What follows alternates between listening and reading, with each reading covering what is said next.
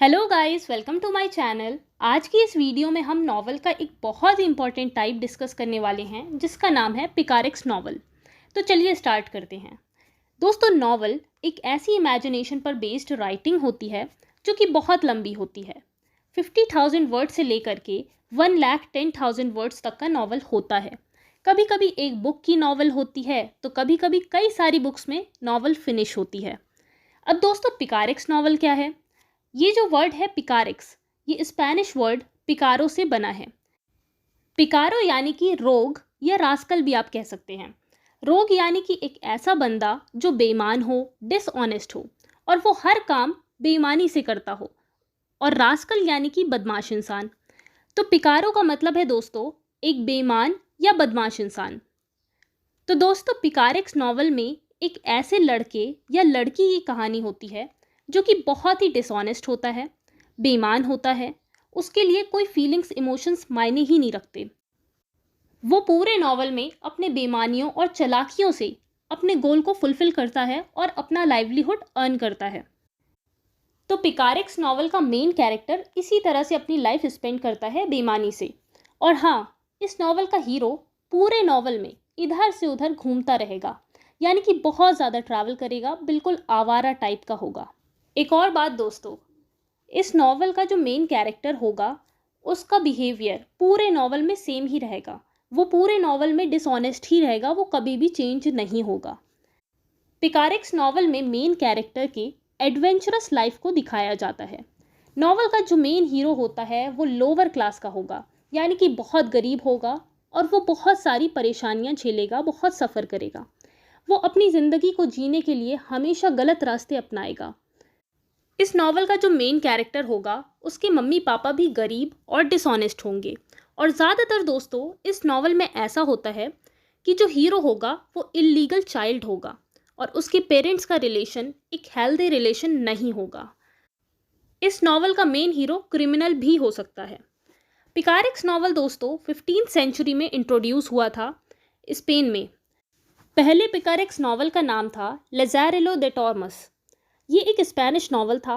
1554 में इसे पब्लिश करवाया गया था।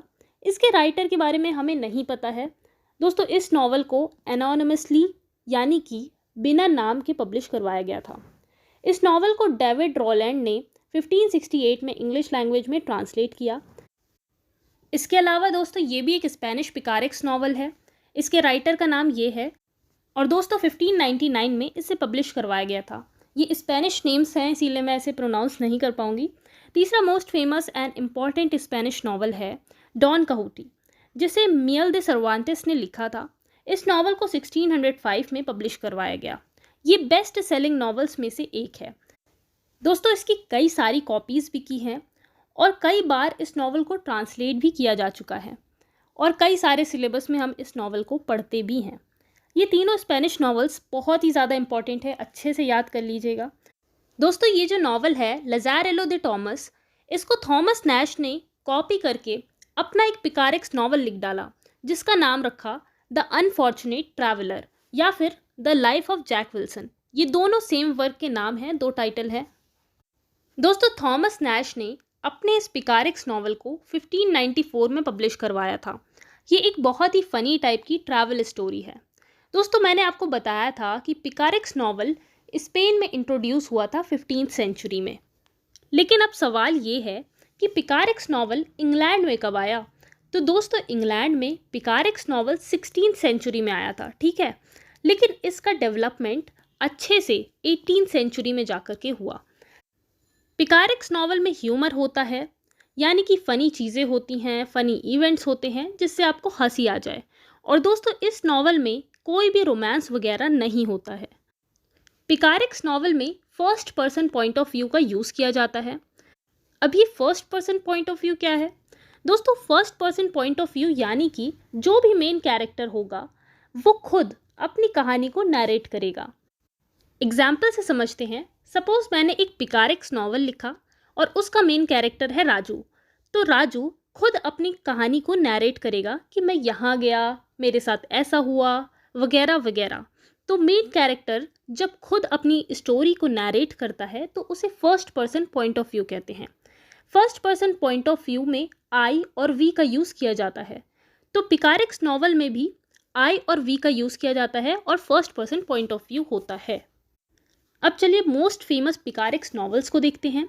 द एडवेंचर ऑफ हकलबरी फिन, जिसे लिखा था मार्क ट्वेन ने, 1884 में ये नॉवल यूके में पब्लिश हुआ था।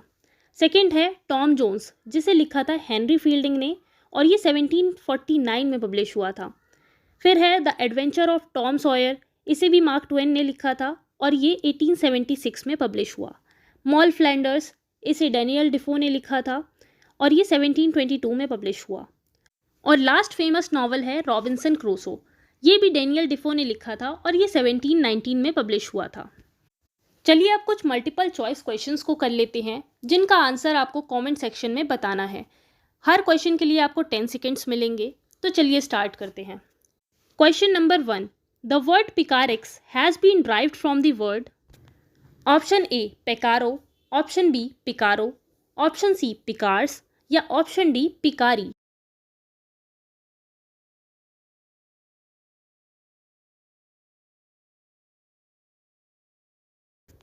तो दोस्तों इसका करेक्ट आंसर है पिकारो।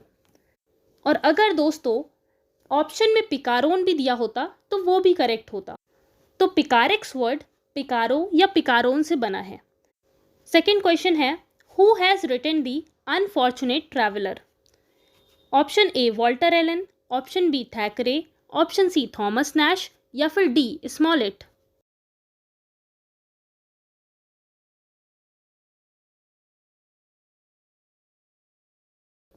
तो इसका करेक्ट आंसर होगा थॉमस नैश।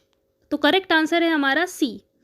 थर्ड क्वेश्चन है, a picaresque novel deals with A the nobleman, B rogues, C both A and B या फिर D none of these.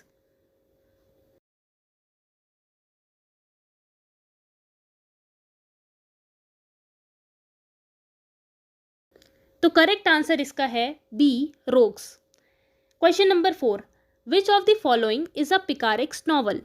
Option A Pride and Prejudice, option B pilgrimage, option C Moll Flanders या फिर option D The Last Leaf.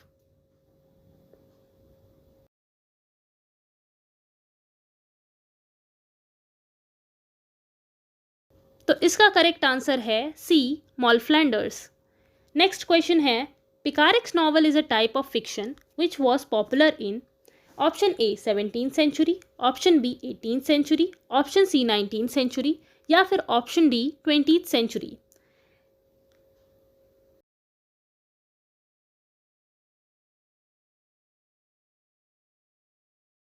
तो दोस्तों इसका correct answer है B 18th century. तो आपने आउट ऑफ 5 कितना स्कोर किया कमेंट सेक्शन में ज़रूर बताइएगा। वीडियो हेल्पफुल है तो प्लीज़ लाइक और शेयर करें and do subscribe my channel. Thanks for watching.